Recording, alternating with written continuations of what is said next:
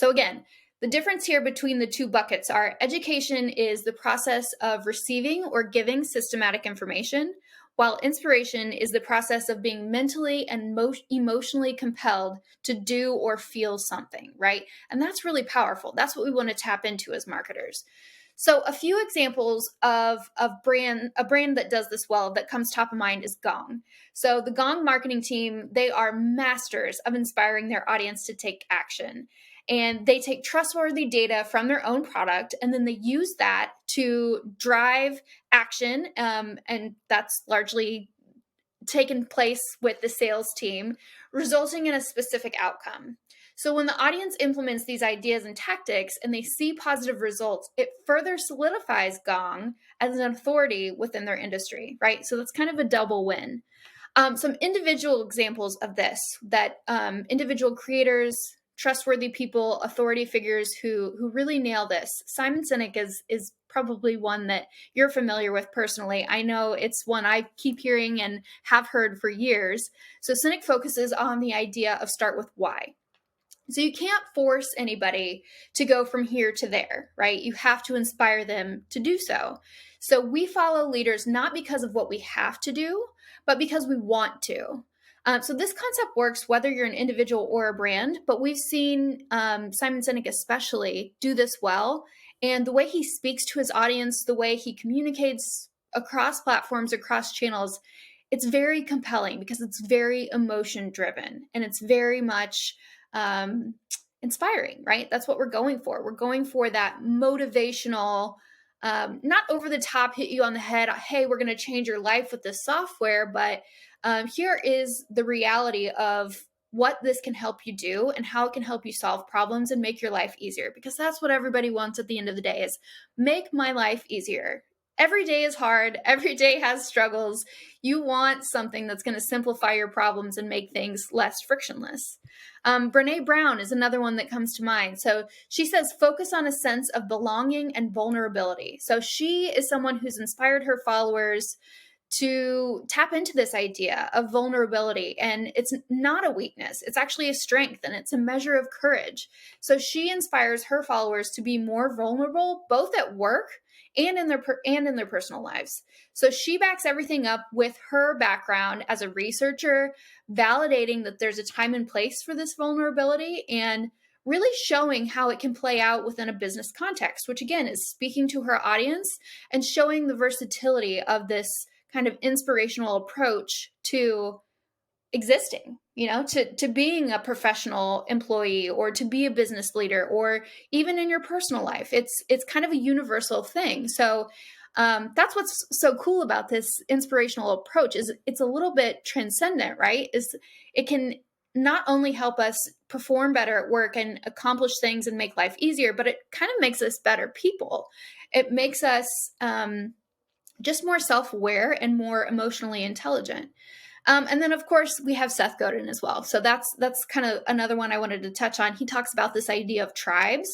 So he says that tribes are just waiting to be turned into full-on movements. Tribes start through a shared idea, but they become a movement when there's a common goal. And it turns into something bigger than any one person. So a brand is capable of building a tribe and turning that tribe into a movement with kind of a common goal. The question is, how do you do that, right? So we're going to talk about that in just a second. But one thing I want to point out here is that all of these examples have something in common, and that is creating the sense of belonging.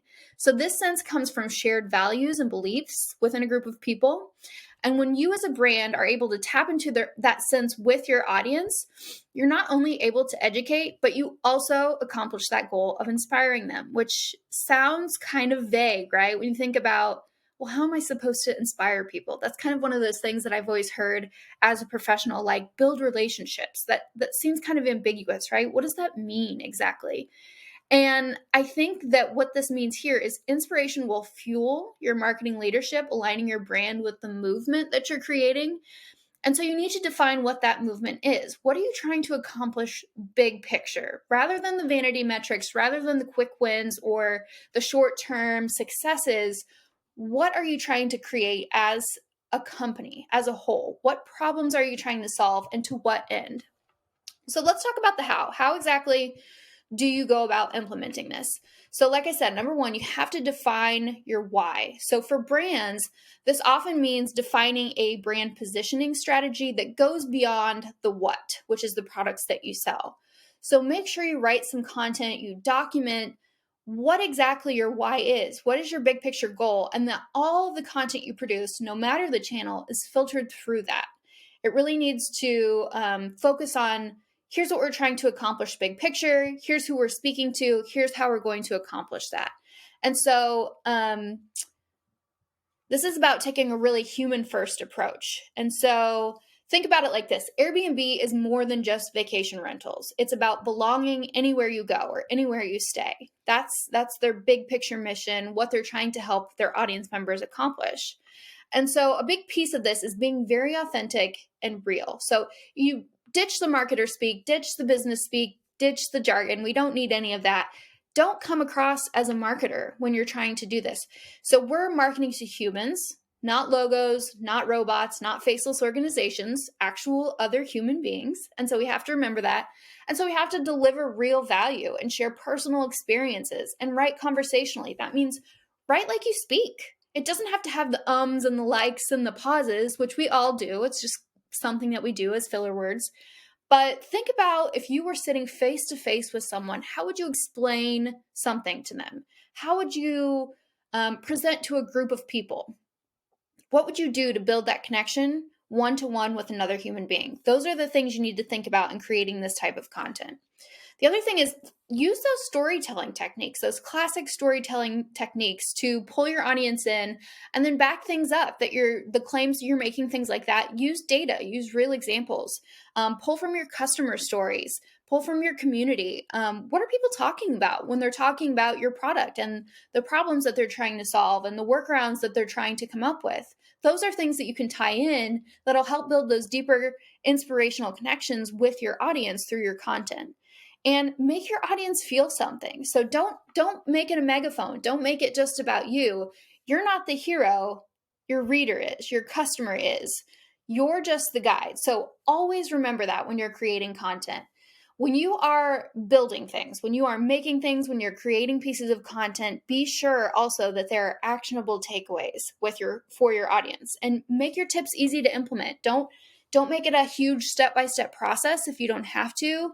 Make it more of a problem solution oriented story. And so my tip of advice here, working with software companies over the past 10 years, is that you can make your customers the hero of the story by kind of taking your case studies. This is my little copywriting hack. Take your case studies and turn those into narrative stories.